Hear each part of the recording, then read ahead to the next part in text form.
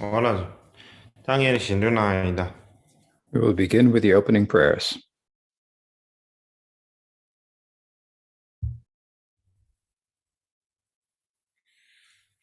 신뢰.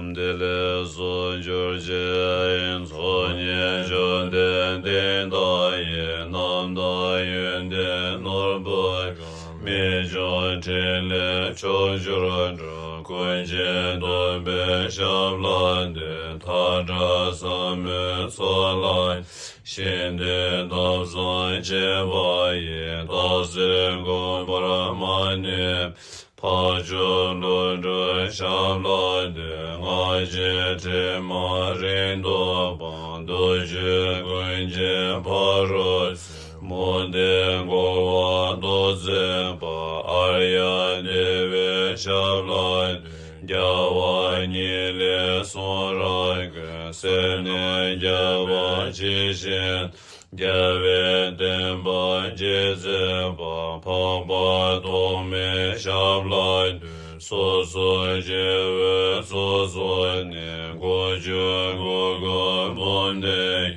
son rai nam la son boy je ke jo yin ye shablai me jong bo be ze je ge sa je nam ba chu yuen Going in for boy, Jin Bo, Cho Jie Long Bei Sham Loi, Cho Le Nam Bra Jawa Ye, Wei Jie Zom Le Gang Wai Da, Nyam Do Ta Be Be Garai, Chui Jie Ta Be Sham Loi De, Lo San Se Jie Re Wai, Tôi biết tôi rồi nhé mai sáng ngồi miền trên bên bên rồi愿的为接上来的来不拉松为南干了罗着大外沙外多些国民中间把沙家为接上来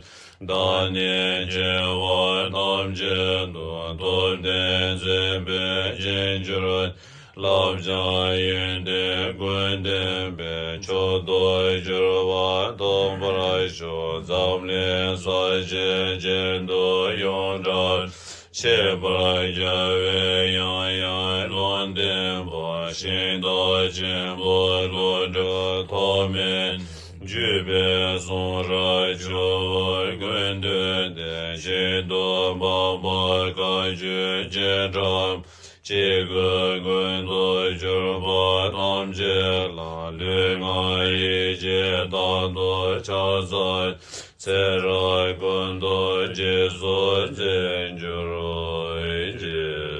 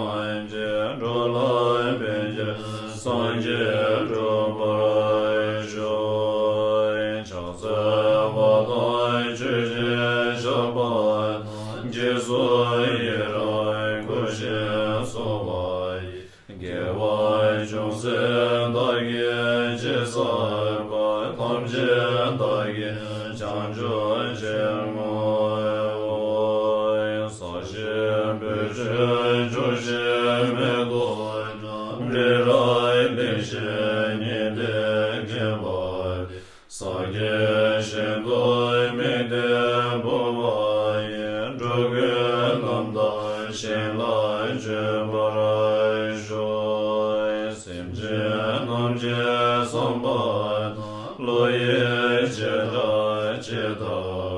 지존 대모이 대바이 취지 고로 고로이소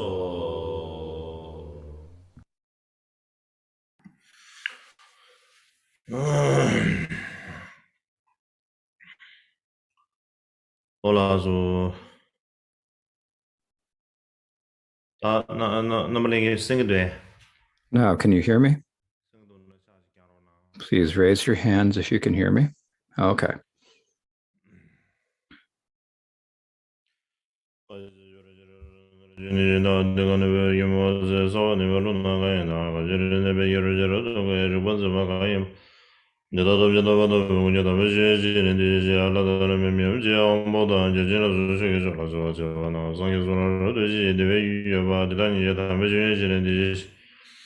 강다 조조동 지대나 디질롬을 잡아 강조다 디니 데베스게 잡아 예 냠버 잡아 대다 디시 라이게 달로 전이 게 루몬다는 매게라 조군이라게 잡아 탐제게 도다게 주된도 손이 야조 예수 다음에 수이고 세배변 버스게를 왕고 검사게 되발라 이세를 범게 주고 신도 스바소 나랑요 야외도 유리샤게 조에 잡게 배모지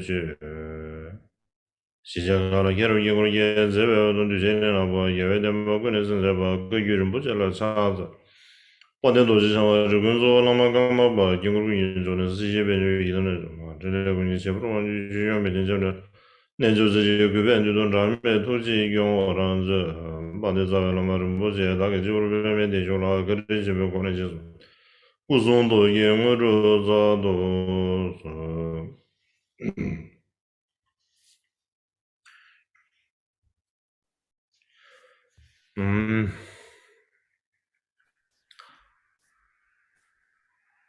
다 동화들이야.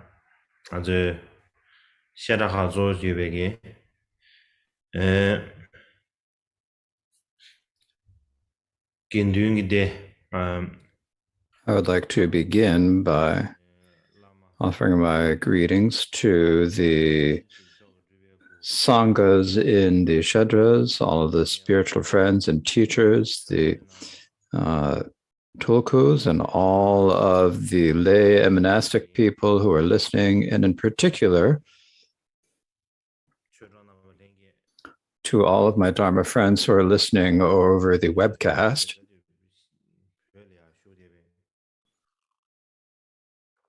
And especially to those who live in Tibet, all of our friends and relatives living in Tibet. I hope that you are all doing well.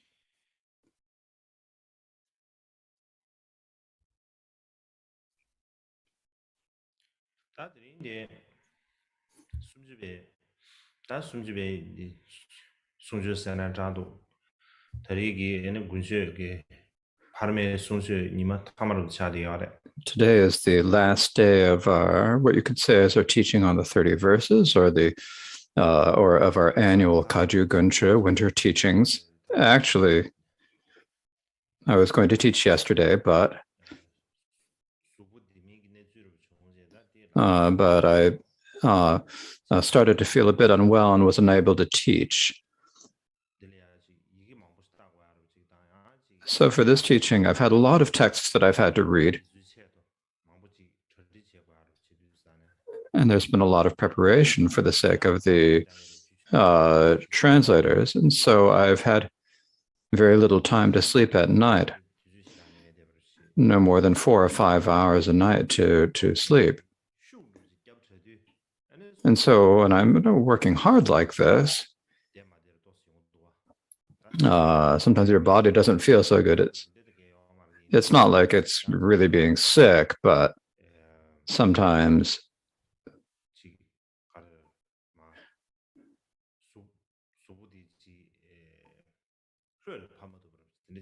but it's like your body is not unable to just relax into a natural state. So I was unable to teach yesterday. So I beg your pardon for that. To continue today, now The other day, I was speaking about text related to the mind only tradition, speaking about the sutras and treatises in a general way. In the way we talk about it in our Tibetan tradition, we say the 20 dharmas related to Maitreya. And so this is the way we speak about them. So I've already spoken about that the other day. But today I thought I'd at least show you a table of them.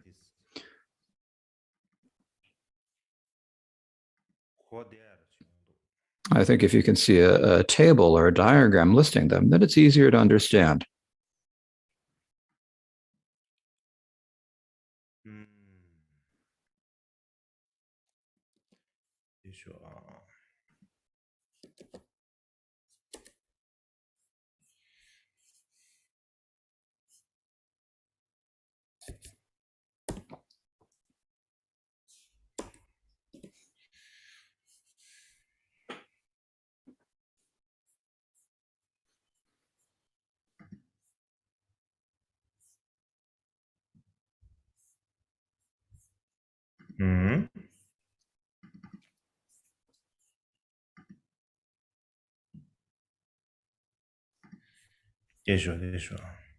Please wait a moment.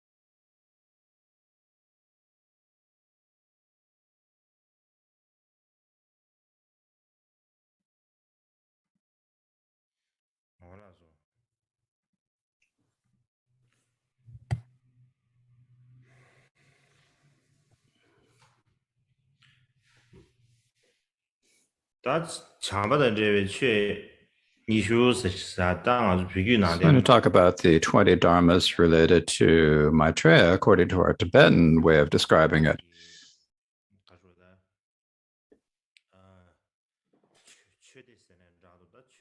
These are works, Dharma works that are related to mind only, or so we talk about these 20 dharmas that are related to Maitreya. This is what they are. Now, among these 20 dharmas related to Maitreya, there are the 5 dharmas by Maitreya. These are what we call the 5 dharmas of Maitreya. The ornament of clear realization, ornament of the sutras, differentiating the middle from extremes, the differentiating phenomena from the dharmata, and the sublime continuum. Now, I spoke about these the other day, right? And generally, even within our Kamsang.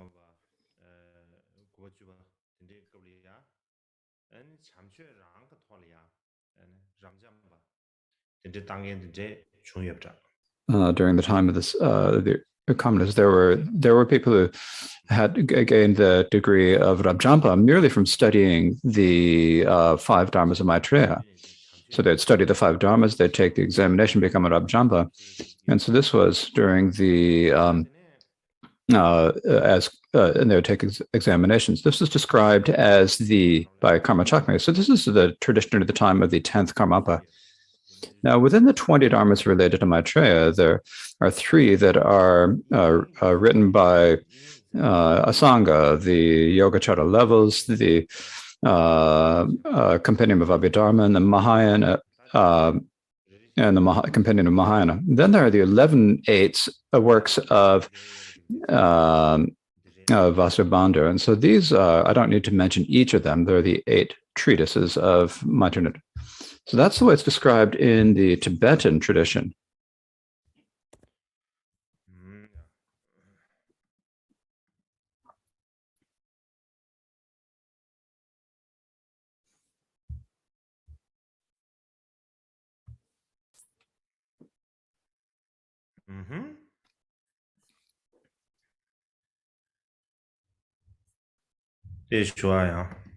Please wait a moment.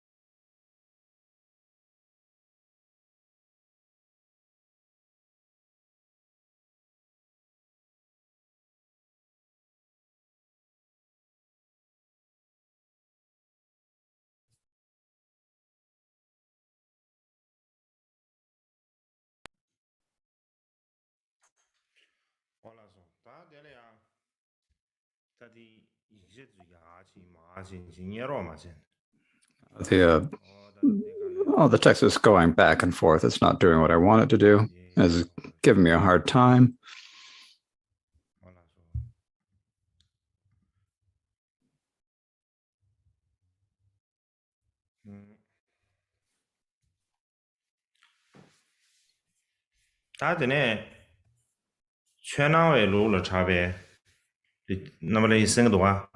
You can all hear me, right?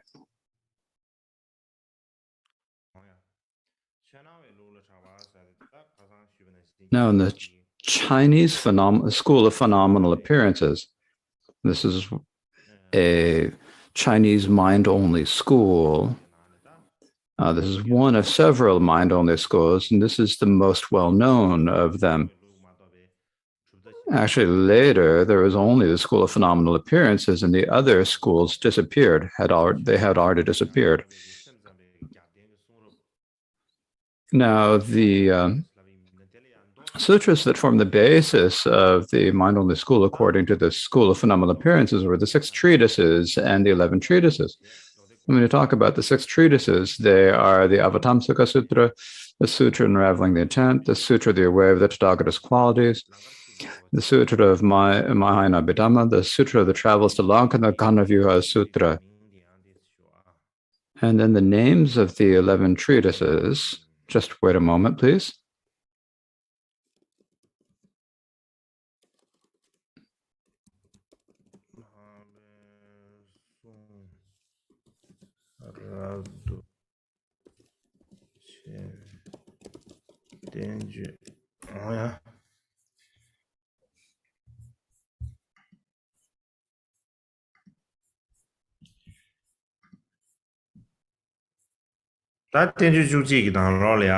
Now, among the 11 treatises, what we have are the Yogacara levels, the treatise elucidating the words of the nobles, that is the treatise clarifying the teachings, the ornament of the sutras, the compendium of validity, the compendium of the Mahayana, the commentary on the 10 levels, exposition of yoga, the examination of amas, the 20 verses, commentary differentiating the middle from extremes, and the compendium of Abhidharma.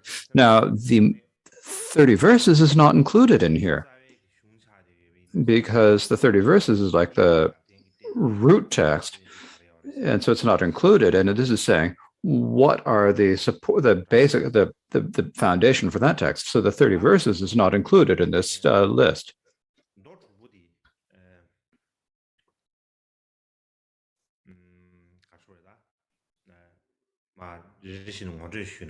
Now, I'd like to give a brief introduction to each of the 6 sutras. Now, the first of the sutras is the Avatamsaka Sutra. That's the first sutra, the Avatamsaka.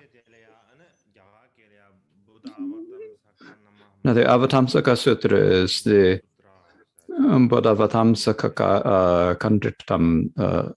So that is. Now, the time that this dates from is probably around the 4th century. Now, this is talking about how contemporary researchers see it. This is talking about it was written down when the first manuscripts appeared. It was probably around the 4th century that they were compiled. Now, the Sutra, the 10 levels, probably dates from the 1st or 2nd level. And so this is the estimate of current researchers. Now, we, of course,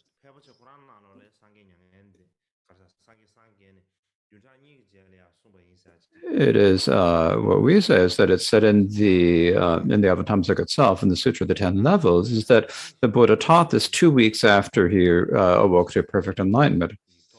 But the current researchers say that the written form of this that we can actually see appeared, and now they estimate this. Now, they're not saying that it's categorically this or that, but to estimate it,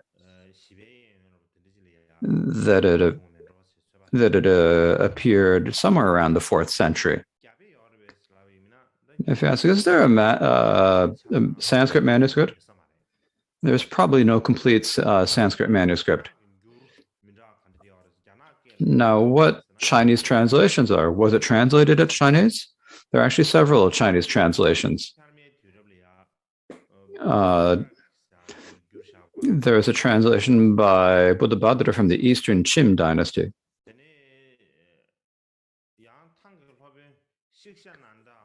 And then there was a master, Shikshananda, from the Tang dynasty.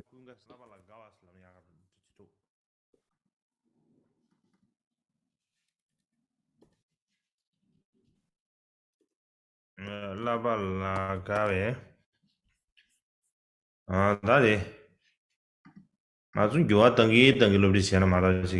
so we have to change this as we go along, as this is not a definitive thing. And so there's a translation by Shikshananda. This is in 110 fascicles or bundles of manuscripts. Then there is a 40 fascicle long or 40 bundle version by Tam Prajna.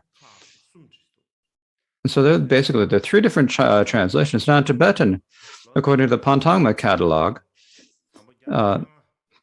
there is a translation by Lotso Yeshide that is 115 fascicles or 115 long small volumes of manuscripts. And currently, we have one that says 113, but in the Pantangma it says that's 115. And this sutra, if we speak about it in brief, it's called the Avatamsaka Sutra. Is in this sutra, the Buddha entered a sutra called the Ocean Seal, the Ocean Stamp, the Ocean Seal Samadhi. And so he's taught it while in this samadhi of the seal of the ocean. And what he teaches in this is he teaches what dharma he realized when he was sitting under the Bodhi tree achieving enlightenment. So it's basically talking about the nature that he realized. And so what is the dharma that he realized? That's what he's introducing here. So this is basically the origin of the sutra. When we talk about this Avatamsaka Sutra, It's one of the earliest Mahayana sutras. It is extremely profound in its meaning. And so in that aspect, it was different from the other sutras and became very well known. Now, among the three translations into Chinese, the first is 60 fascicles, and the second is 110 philosophers. So it's a very, very long text. It had a lot of different fascicles or volumes. But when we look at this sutra, we call the whole thing a sutra, but actually within it,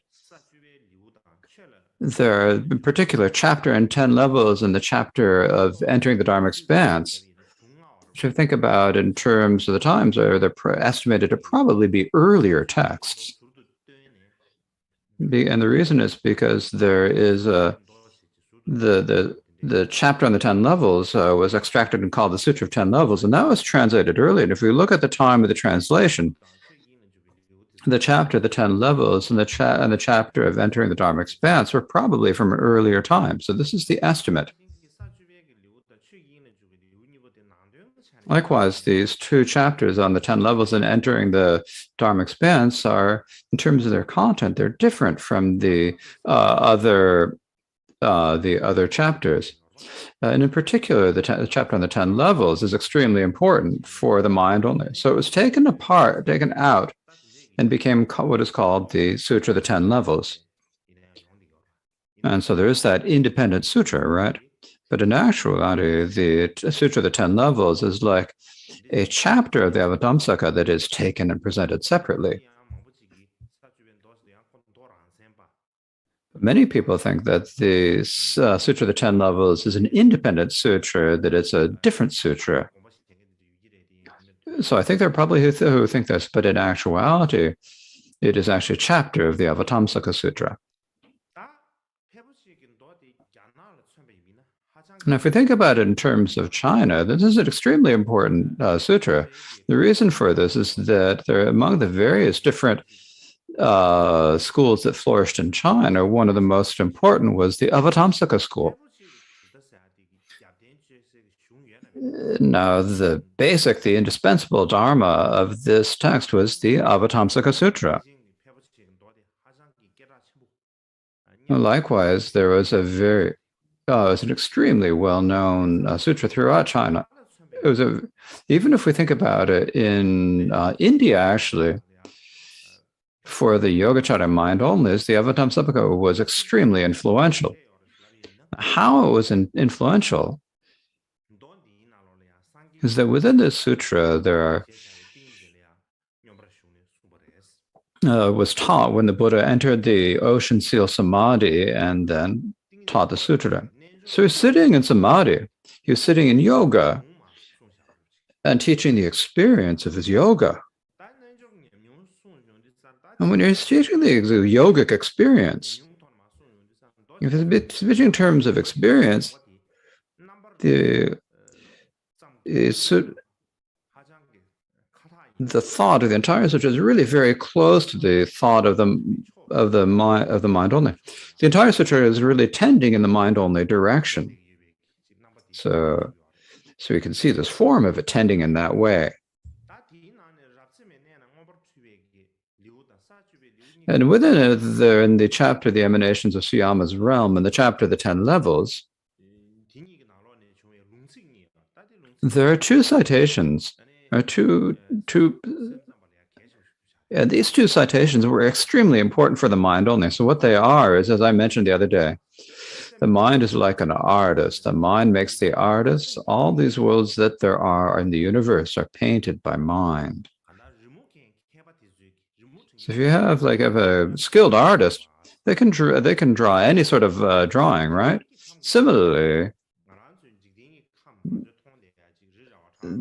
there is the universe that we see with mountains and houses and everything, and all the different manifestations of the world are all made by our mind or emanated by our mind. So it's that stanza that teaches this. And for the mind only, this is an extremely important stanza. Likewise, in the Sutra on the 10 Levels, there's a passage that is extremely important. And what this passage says is, for these three realms are only mind.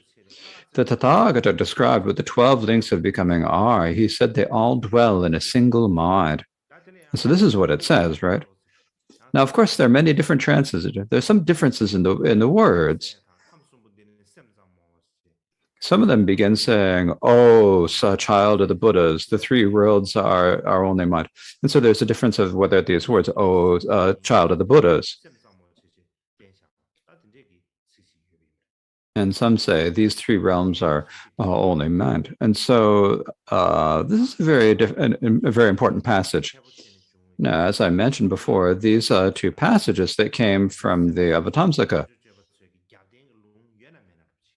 were like the most important critical support for the mind-only view. And so for that reason, the Yogacarya mind-only considered the Avatamsaka to be extremely important because it was like their indispensable support.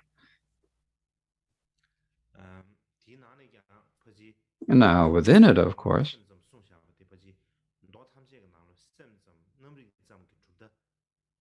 the passages teaching the mind only are probably the earliest clear indications of the mind only among all different sutras. Now, another thing that needs our attention is that just as it teaches awareness only, the Avatamsaka Sutra also really emphasizes the conduct of the Bodhisattva. This is another thing we need to pay attention to. Now, generally, within the chapter on the 10 levels, it speaks about the stages of a Bodhisattva's practice and how their clear realization becomes gradually more profound. There's quite a bit describing this.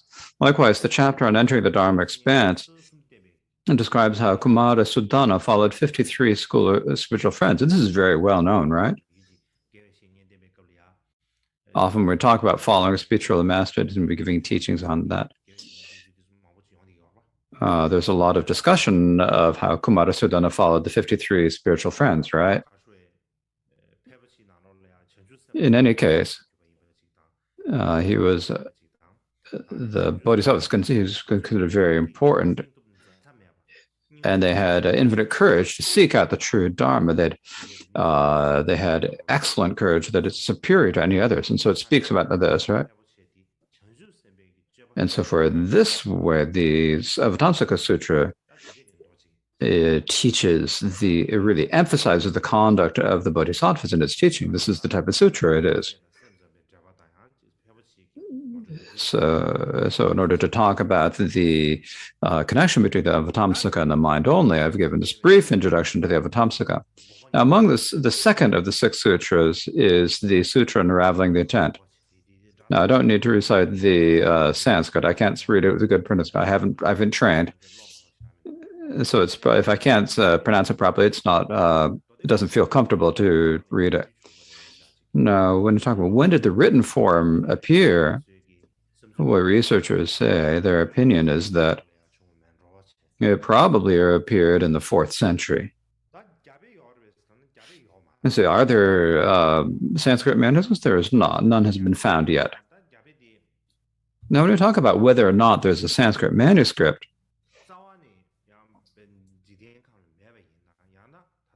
is it that there is no Sanskrit music at all, or whether it just hasn't been found yet? There's a difference. Now, in general, in Tibet, there are probably a whole lot of Sanskrit manuscripts. They're probably during the time of the kings, they're probably collated and put separately. And probably in the entire world, there are the most Sanskrit manuscripts in Tibet. But they were probably kept. They were kept and stored, but they weren't publicized outside. But I think we have this hope that eventually we can find more and more of these Sanskrit manuscripts. So the Sanskrit manuscripts are extremely important, especially for researchers. And for them, the Sanskrit manuscript is like a wish-fulfilling jewel. It's like this is the actual manuscript is like the Sanskrit. And so you can look at what are the words that are used, what are the terms, what is the style. And if they want to study these, if without a Sanskrit music, if they look at the translations in other languages, then that's not so helpful. And so for that reason, the Sanskrit manuscripts are extremely important. And similarly, there are probably thousands of volumes of Sanskrit manuscripts. That's our great hope.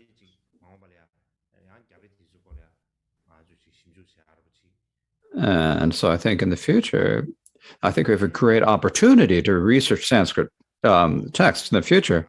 But if we want to read them, of course, you have to read Sanskrit. You have to know Sanskrit. And so within our Shadras,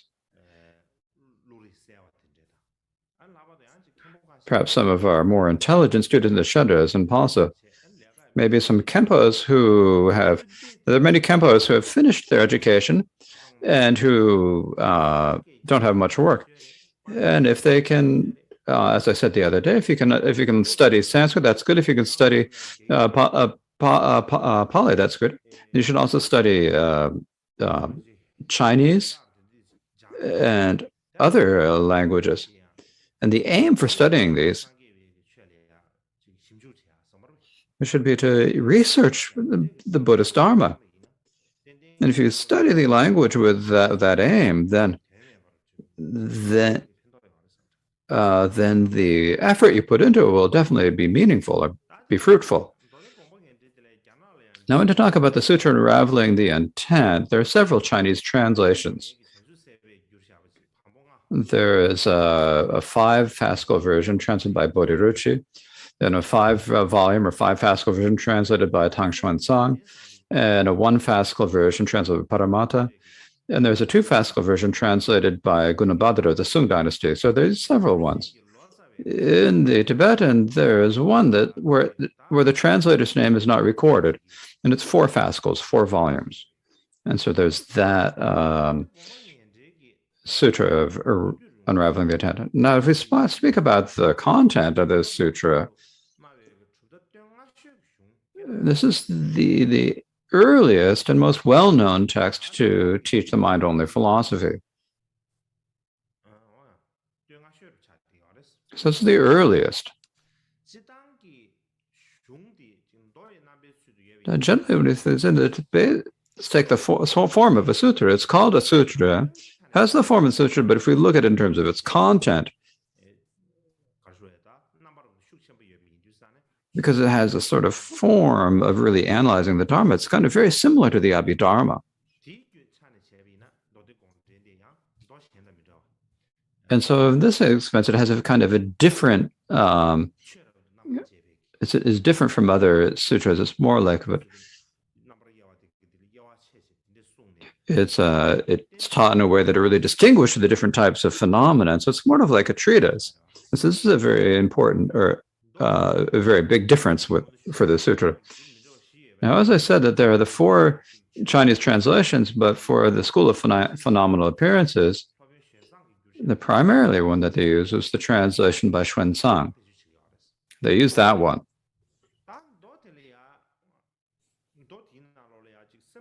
In this sutra, there are 2 primary points that are really important for the mind-only school. And what these 2 sutras are, I give a bit of an explanation. There's a chapter on vast intelligence. Now, the names of these, the names of the chapters are different in Chinese than they are in Tibetan. So I've teaching this, translating the Chinese term into Tibetan. Now, if you look for the Sutra on Vast Intelligence in the Tibetan version, you won't find it. But in the Chinese, there's this chapter on vast intelligence. What it teaches in there is that it teaches the 6. The Buddha had previously taught the 6 the 6 consciousnesses, the 5 sensory consciousnesses plus the 6 mental consciousnesses. It taught the 6 consciousnesses, and it says that there's a mind that is far more subtle than those 6 earlier consciousnesses. And it says with the name that it gives is given for that. It's called the mind of all seeds. And perhaps if you had translated to Tibetan as in this mind of the seeds of everything, but actually that's what would be more understandable. But the early trends have called it the mind of all seeds. Another name it's called is the grasping consciousness. Or another consciousness is the all-ground consciousness. And then third name is it is called the mind. And so it's got this, there is this mind that is far more subtle than this consciousness. It is called the mind of all sense. You can call it the grasping consciousness, you can call it the ground consciousness, or you can call it mind.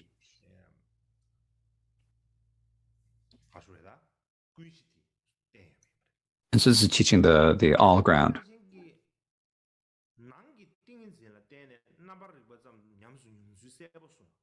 Now, it also very clearly explains how the consciousness only is experienced through internal samadhi. When we say that there's a mind only, that all phenomena are mind, it's not just something that is proven logically, it is something that you can experience with samadhi to realize that all phenomena are mind only. And you can experience, this is explained very clearly from the Maitreya chapter. Bhagavan, what is the image that is the image of samadhi that views? Is it separated from mind or not separated? So if we talk about the point of this, if I recite if I just recite the quotation, you would understand. Asking the Buddha,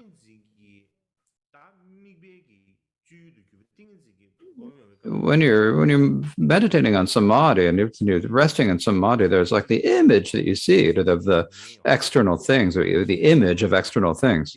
The external things appear, right? And the appearance of those, is that separate than mind in essence? Or is it just the same as the mind in essence?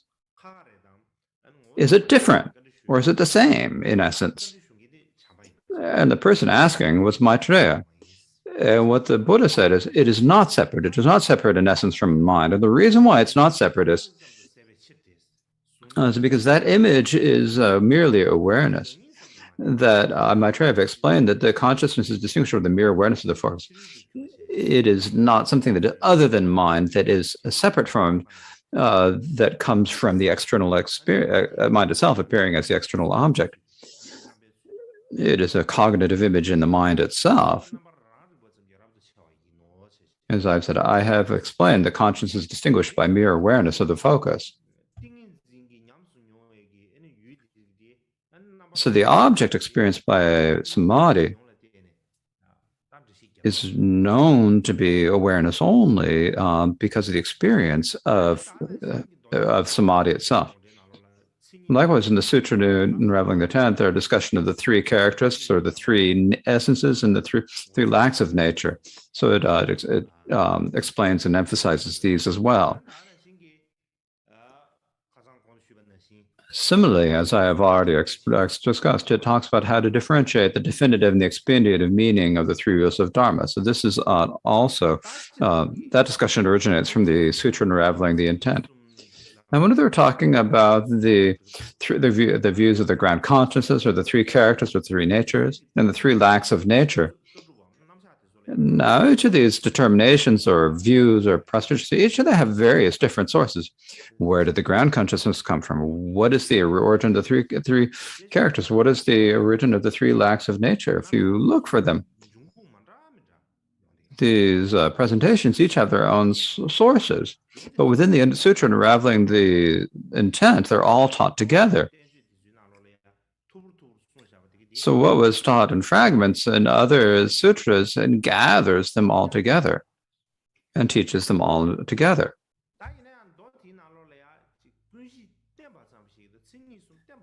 But this sutra basically just teaches that there is the three ground consciousness, the three characters, and three lacks of nature, but it doesn't talk about what is the relation between the ground consciousness. What is the relation between the three consciousness and the three lacks of nature? It doesn't really explain in detail what that is, explaining all the distinctions is. Also, in this sutra, there is the term grasping consciousness is used for the eighth consciousness. It is used more considered important than the ground consciousness. It's used more frequently than the term ground consciousness.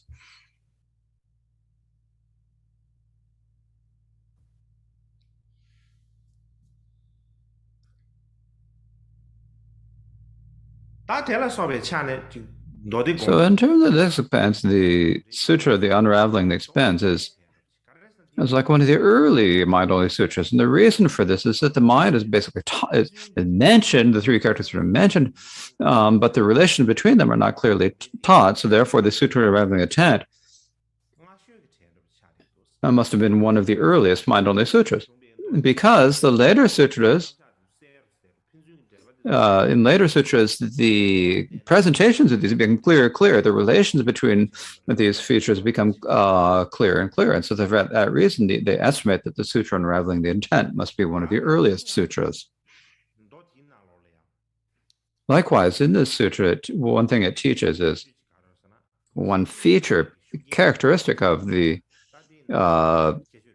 this is the Sutra Unraveling the Tent is that there's a really strong influence of the Prajnaparamita Sutras. And how we know this is that within this, the characteristics of the ultimate truth are taught in terms of 5 different points. So there are 5 different points to determine the ultimate truth. Likewise, there's a chapter, the characteristics of no characteristics. Now, this is a chapter that is from the Chinese version. It's not the name of the chapter in the Tibetan version. What this chapter teaches is that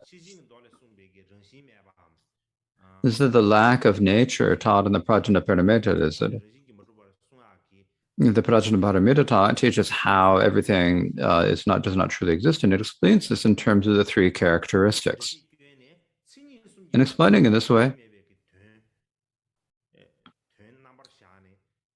it determines the meaning of the lack of nature in terms of 3 characters. And so this is says that this is an explanation of the 3rd wheel of the Dharma. Likewise, in the chapter, the characteristics of all phenomena, what it teaches about the 3 characteristics. So the prior taught about the 3 lacks of nature, and this is then taught, the 3 characteristics are then taught in the characteristics of all phenomena.